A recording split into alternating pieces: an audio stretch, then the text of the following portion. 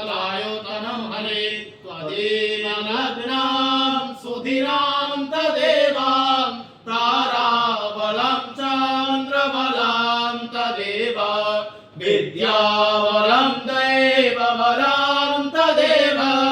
लक्ष्मीपदे ते मजुगां स्मरामि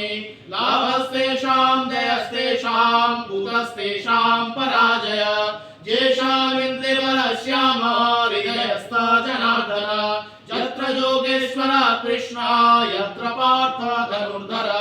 तत्र विजयाद्भुते ध्रुवाणि ते मतिर्मम अनन्नाश्चिन्तयो मां ये जना पर्युपासते तेषां नित्याभियुक्तानां योगक्षेमं वहाम्यहम् स्मृते सकलकल्याणां भाजनं यत्र जायते पुरुषां समयं नित्यं व्रजामि स्मरणं हरे सर्वेषामकार्येषु त्रयस्त्रे भुवनेश्वर देवादिसन्तुना सिद्धिं ब्रह्मेशान जनार्दन वक्रतुण्ड महाकाय सूर्यकोटि समप्रभ निर्विघ्नं कुरु मे देव